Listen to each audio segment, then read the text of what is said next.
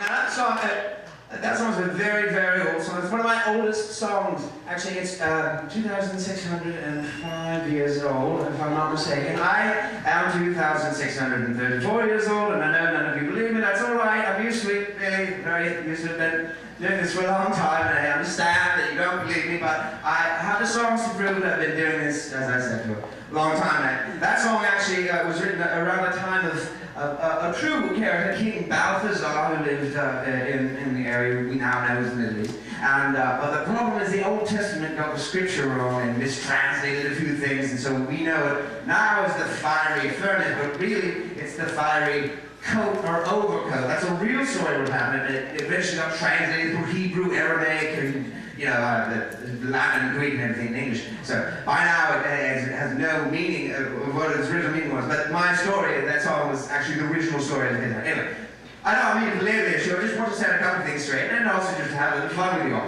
Okay, so let's just. I'm going to go a little bit chronologically. So let's swim forth to the 4th century.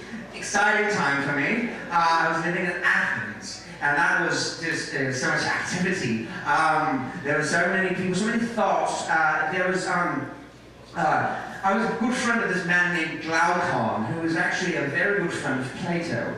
And Plato I did meet a few times. He's one of the few I really brushed with. And but I'm saying that I didn't really brush with him. He was actually very effeminate. He was very, he flirted with me actually, and I didn't go that way, really, thought I'd try to tell him that, and he'd sing songs like, "You can make it with Play-Doh," and things like that, please, come on. But I was like, man, I love your thoughts, your ideas are just great, but can I take some of your thoughts and make them into a song? He's like, sure, that's fine. And I'm like, that one you have about the cave, you have that great allegory of the cave. You have this idea that all life is basically a series of images that is shown in front of us on the wall of a cave, and we're all shackled in, and there's no escape. Except some of us maybe can break out, and then we go above, and then we see the light, and the light freaks us out. And I was like, that's a great song right there.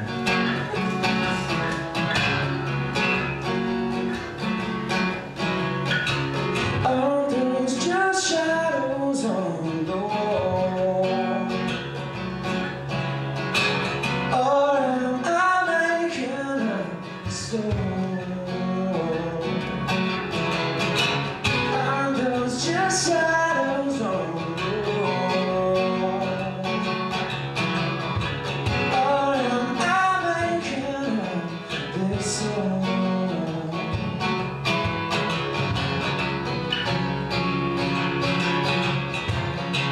Am I the only one who sees these cardboard cutout travesties, these painted sunsets? Who else feels these chains linked to our wrists, our heels, and our hands? And there's just shadows on the wall. Or am I making up this song? Broke my neck just to turn around. It seems we're living underground. Inside a cave there's light behind our heads. One look and you go blind from the glare. And those just shadows on the wall.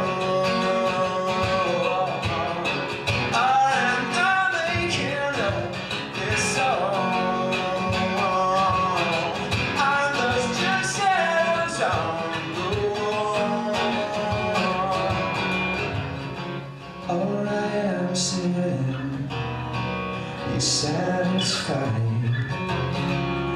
strutting it back in, buying my pride.